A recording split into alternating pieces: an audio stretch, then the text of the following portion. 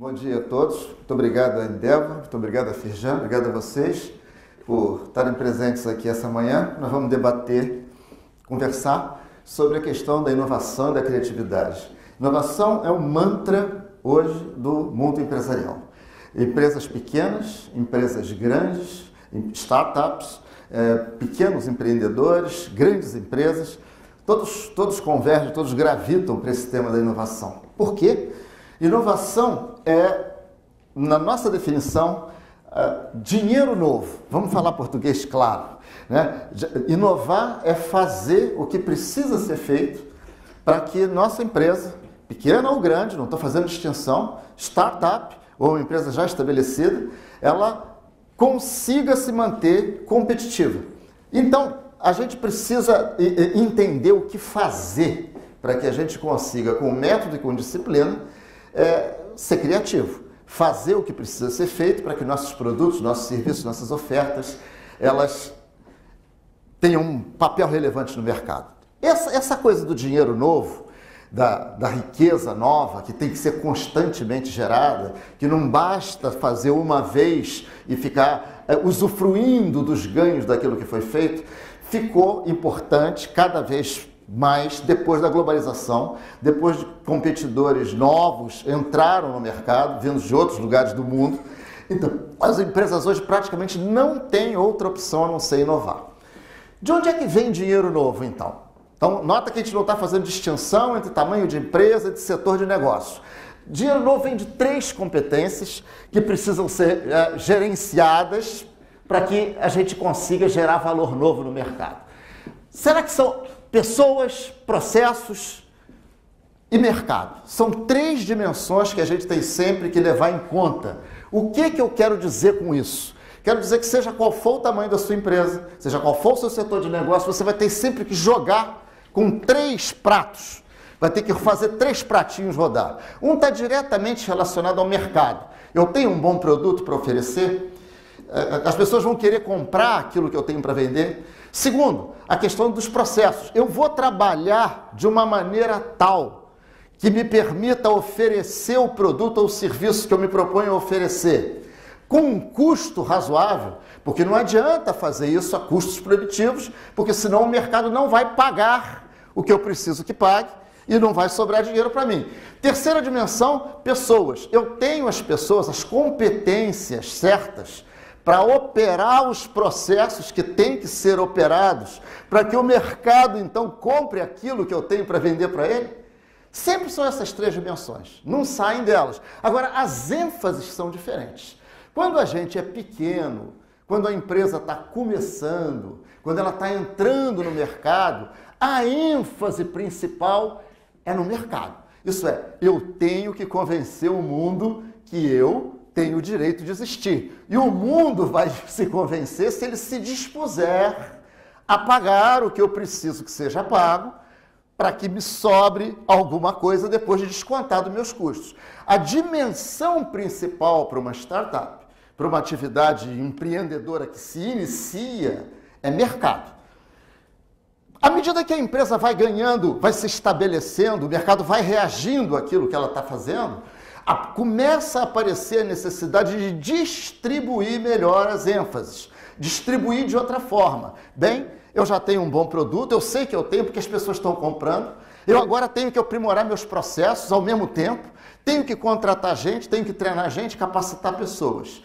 Pensa em uma empresa grande que todo mundo conhece, que são as fáceis da gente dar como exemplo, Cirque du Soleil. Cirque du Soleil é uma empresa focada uma vez que se estabeleceu no mercado, o processo-chave deles é RH. É recrutamento e seleção de pessoas.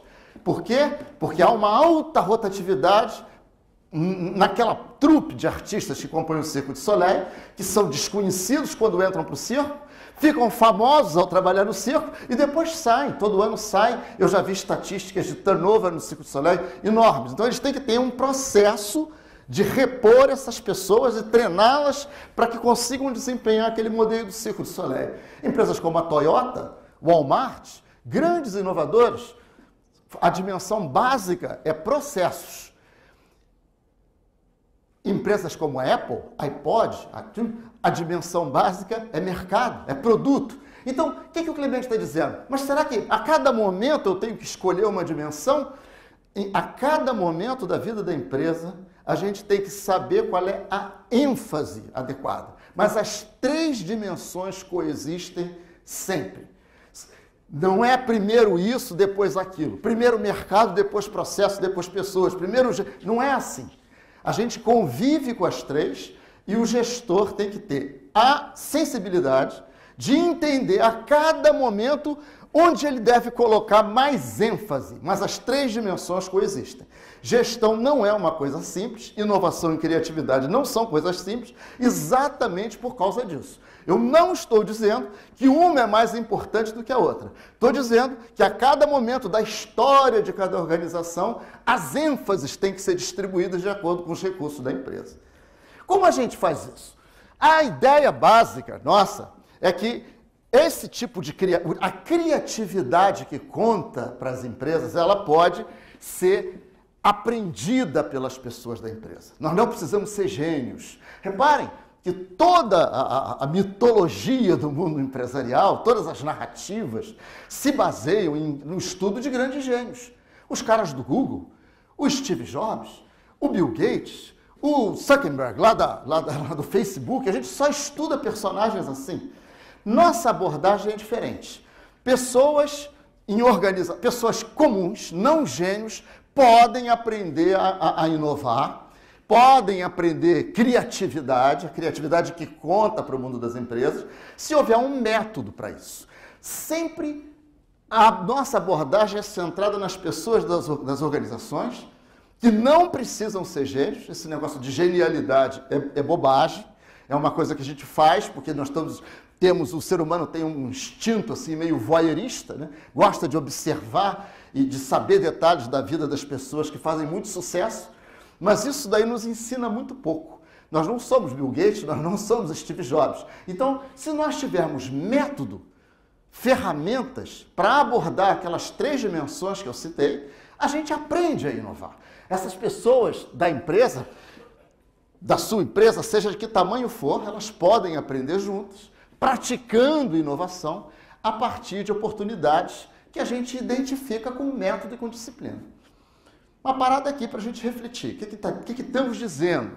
Que para você criar ofertas inovadoras que gerem dinheiro novo, que preço menos custo esteja numa relação adequada, que o mercado pague aquilo que você precisa para cobrir os seus custos e ficar com uma margem, você pode aprender. Então não adianta a abordagem tradicional, que é essa que está aí. Todo mundo chega para nós e diz, ei, seja criativo, pense fora da caixa, trate de se reinventar. E nós, pobres seres humanos normais, não gênios, pessoas estudiosas, competentes, mas não gênios. Se fôssemos gênios, não estaríamos aqui essa manhã, estaríamos fazendo alguma outra coisa. O que a gente responde quando alguém nos exorta a sermos mais criativos? Pô, eu adoraria. É tudo que eu quero. Me ensina a ser mais criativo. Me ensina a pensar fora da caixa. E a gente defende a ideia de que isso é possível se as organizações tiverem método. A coisa básica aqui é método, é disciplina. Lembre-se do final dos anos 80, quando os produtos japoneses começaram a fazer uma devastação dos mercados ocidentais. Estados Unidos, Europa. A mentalidade dos processos produtivos daquela época era, nos Estados Unidos, pensa na indústria automobilística que é mais fácil, era assim, ó, automóvel é um negócio que vai sair com defeito da linha de montagem mesmo. Um percentual de automóvel sempre vai sair com defeito, sei lá, 10%, 15%, pequenos defeitos, não tem jeito. Os japoneses não aceitaram essa mentalidade como um dado da vida. A mentalidade deles era diferente. Falavam, olha, se tem defeito, é porque tem causa. Se a gente for descobrir as causas, a gente tira os defeitos.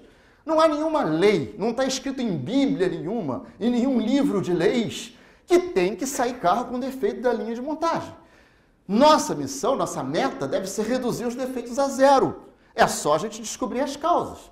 Essa mentalidade, é a mentalidade que está por trás das metodologias que a gente conhece, qualidade total, Six Sigma e outras coisas, vá atrás da causa que você tira o efeito. E se produziram ferramentas para isso. Ferramentas, metodologias muito simples, que podem ser utilizadas por qualquer um, pessoas do chão de fábrica, e aí a gente sabe o que aconteceu. As empresas orientais, enfim, começaram a reduzir as falhas, os defeitos de qualidade e produziram uma revolução nos mercados europeu, americano, porque eles tiveram de correr atrás por causa de um paradigma que eles estavam mantendo que não tinha mais razão de ser.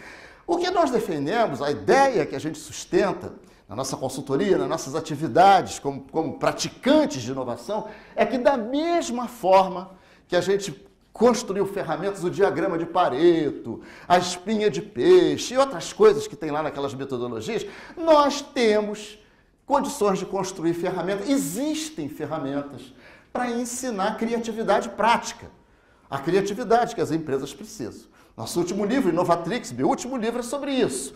E ele é baseado num estudo que foi feito, pesquisas extensas que foram feitas, e que mostram que a maneira da gente abordar a questão da inovação, da criatividade prática, aquela que vai produzir a inovação, que é a que conta para que as empresas produzam dinheiro novo, é baseada numa ideia muito simples. Inovação original é muito rara.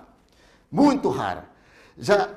A inovação, do modo geral, do mais de 99% dos casos, as coisas inovadoras, as ideias, os produtos, os serviços, os processos, são baseados em coisas que já existiam. São modificações, são novas conexões que se fazem em cima de coisas que já existiam. Vou me desdizer um pouquinho, vou dar um exemplo que todo mundo conhece, para vocês acompanharem a lógica desse raciocínio. Imagina que a gente tivesse, no meados dos anos 90, alguns de nós já manipulávamos a internet nessa época. Havia um problema grave naquela ocasião. Como achar informação relevante na internet? O que eu faço para achar? Era uma demanda. Todo mundo tinha lá os seus buscadores, tinha o Alta Vista, tinha o Lycos, tinha o Hotbot e outros, mas eles não eram bons. Você batia uma palavra-chave lá, o buscador saía varrendo a internet inteira e listava todos os sites que tinham aquela palavra-chave, independentemente da relevância daquilo para você. Se você chegasse e batesse, por exemplo, Niterói, num buscador desse, ele ia varrer todas as páginas da internet que havia escrito Niterói. Podia aparecer uma coisa, uma palavra que existe, alguma coisa que existisse lá em Bangkok, na Tailândia, que não era o que eu estava buscando, mas ele não tinha inteligência para perceber isso. Como é que essa inovação se instaurou? É uma boa maneira da gente raciocinar sobre aquilo que a gente acha que deve ser a metodologia, o eixo da metodologia, que é o que eu tenho tempo para mostrar para vocês aqui hoje. Faça conexões com coisas que já existiam, para resolver esse tipo de contradição e conflito que a gente está olhando ali. Eu quero informação relevante, aquilo que eu quero, de maneira rápida. Eu não quero estar aqui fazendo várias pesquisas, vários filtros, introduzindo vários macetes ali. Eu quero bater ali e aquilo que eu quero saltar na tela do computador na minha frente. Como é que foi feito isso? Faça conexões com coisas que já existem. O método é simples, a gente consegue explicar ele num passo a passo. Já vamos voltar ao Google. Defina bem o problema. O problema a gente já definiu. A lacuna era entre aquilo que eu estou buscando, aquilo que eu realmente queria, eu batucar Niterói, e o que aparece na minha busca. Uma vez eu fazendo isso, através de ferramentas, essa lacuna define a contradição, vamos dizer assim. Geralmente, é impossível ser preciso e rápido ao mesmo tempo. Ou uma coisa ou outra. Você não consegue. Há sempre uma contradição. Pensa na Casa Bahia, grande inovação. Que contradição a Casa Bahia resolveu? Nos tempos áureos da Casa Bahia, quero dar crédito para pessoas de baixa renda, pobres, sem carteira assinada, sem conta em banco, sem CPF, sem histórico de crédito, sem poder comprovar renda, sem poder comprovar residência às vezes. Quero dar crédito para eles comprarem coisas boas e quero que eles paguem em dia. Isso é, eu não tenho como comprovar que eles podem pagar em dia, mas quero que eles paguem em dia. Esse é o tipo de coisa que gera inovação. Dá para entender? Então, a gente identifica a contradição e busca, num banco de dados, numa série de fontes de informação que a gente tem, princípios que já foram resolvidos para resolver problemas parecidos com aquele que eu estou mostrando lá. Não exatamente o mesmo. Problemas parecidos. E tento me orientar por aí. Identifique que princípios inventivos foram usados para resolver problemas parecidos com aquele e cujas soluções já existem catalogadas em bancos de dados disponíveis a todos. O que precisa é treino só. Quando eu descubro esse princípio inventivo, eu proponho minha solução. Vou dar um exemplo que poderia ter sido usado pelo pessoal do Google para criar o Google. Não foi, porque eles são intuitivos, são gênios, eles criaram sem ter um método. Mas a gente não é. Repara só como é que eles fizeram. Imagina qual era o meu problema. Eu tenho que navegar num oceano de possibilidades, a internet, e quero chegar ao destino certo. Como é que eu me oriento? Lembra do método? Que coisas tem que buscar saídas precisas no meio de um labirinto de informações? Respostas, esse é o problema que eu tenho, né? Eu tenho um oceano de possibilidades e quero ir na certa ali. Como é que eu faço? Né? Vamos perguntar, quem já resolveu esse problema antes, por exemplo? Aí a gente começa a perguntar.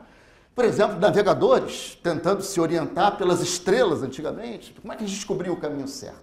Ou um ratinho, um camundongo no labirinto, tendo que percorrer aquele emaranhado de possibilidades para achar uma saída. Ou formigas num formigueiro. Formigas num formigueiro. O que tem a ver formiga com o Google? Nada. As conexões são assim. As formigas resolveram um problema parecido com o que o Google resolveu. Como? Como é que formiga acha alimento? Tem um formigueiro, milhares, milhões de formigas. Saem umas patrulhas de formiga andando para todos os lados em busca de comida. Não todas, algumas delas. À medida que as formigas vão andando, elas vão soltando uma substância chamada feromônio. Os feromônios marcam o caminho que a formiga percorreu através de um odor característico. Quando uma delas acha comida, ela retorna ao formigueiro, percorrendo o mesmo caminho que tinha feito e soltando mais feromônios. Isso ela reforça o caminho que deu certo. Está dando para entender, pessoal? Aquele montoeiro de outras formigas que estavam andando ao redor, elas acabam cruzando com o caminho daquela formiga que já tinha achado alimento. Por quê? Identificando isso. Por quê? Porque está muito carregado de feromônio ali. Ela foi e voltou soltando feromônio, a formiga fala, opa, esse deve ser um caminho. E ela segue o caminho de quem já achou que ela buscava. E todas as outras formigas acabam fazendo a mesma coisa, e aí se estabelece um caminho do formigueiro até a comida. Qual é o princípio que foi inventado aqui? Como é que as formigas resolveram esse problema de navegar? Siga aquele que já achou que você buscava. Não sai buscando igual um doido. Vê quem já achou e segue aquele. É parecido com o Google? Não. É o Google. A diferença do algoritmo do Google é exatamente essa. Você busca alguma coisa, não aleatoriamente, mas fazendo conexão com quem outras pessoas que já acharam aquilo que você buscou. Você bate uma palavra-chave no Google e ele te pergunta, ei, você não está realmente buscando aquela outra coisa assim? Porque outras pessoas que bateram palavras parecidas estavam.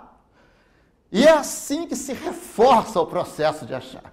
Esses princípios inventivos, existem cerca de 40 deles.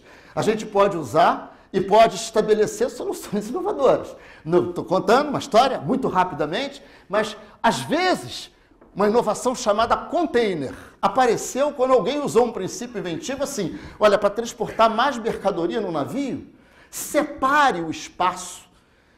Não amontoa as mercadorias nos porões do navio, como era feito até 1950 e pouco. Separe o espaço através de paredes físicas.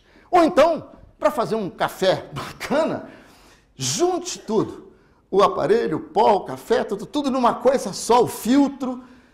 Há circunstâncias em que aquela dimensão mercado responde quando você junta coisas.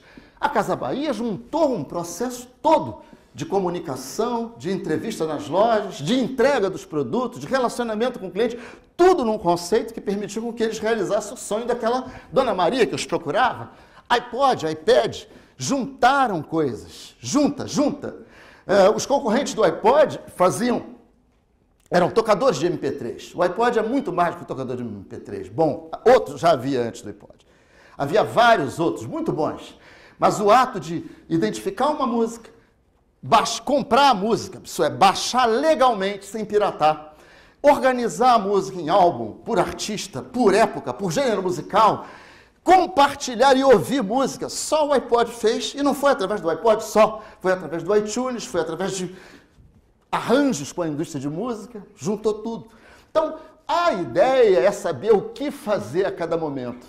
Existe um exemplo bacana, peço mais 5 minutos a vocês para terminar. Pode ser? Pode ser, né? Acho que pode. Então, você lembra da Benetton? Benetton foi uma inovação. Que princípio inventivo ela usou? Moda é difícil. Moda, as cores da moda são definidas de uma maneira um pouquinho arbitrária a cada ano. Então você não consegue fazer coleções de roupa sem saber lançar as coleções a cada ano, sem saber quais são as cores que estão na moda.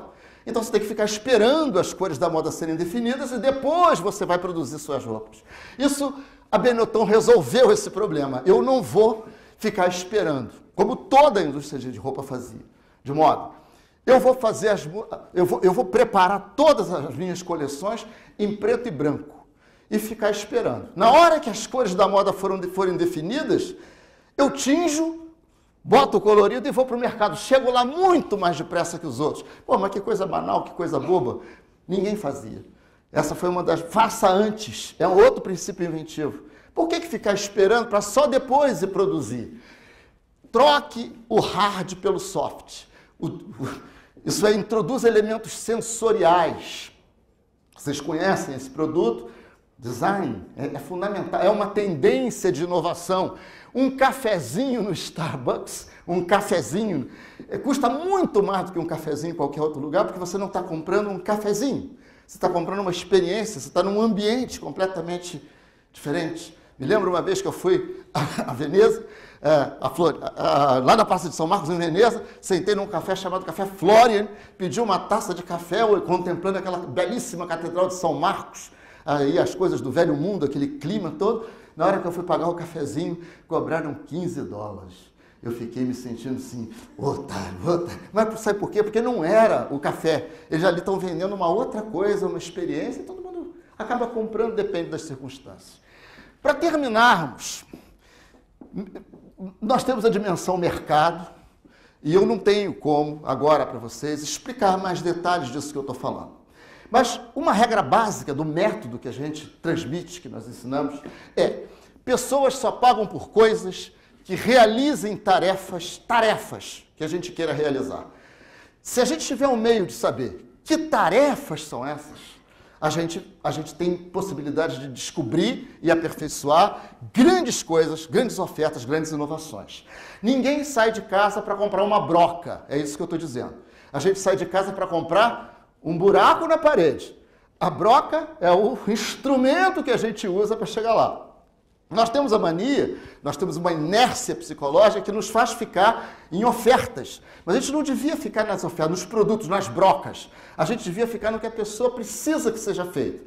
Nós chamamos isso de identificar tarefa. Todas as boas oportunidades de mercado que a gente pode aprender a identificar, não é matemática, mas bota você numa rota muito mais de sucesso, de probabilidade de sucesso do que qualquer outra, e já estou aqui encerrando nossa apresentação, é descobrir que tarefas são essas. Isso é, o que a pessoa no fundo quer quando ela está indo buscar aquilo de você. Às vezes é paz de espírito, às vezes é uma coisa muito concreta. Uma das coisas mais bacanas é a cartomante. Vai no Google e bate lá.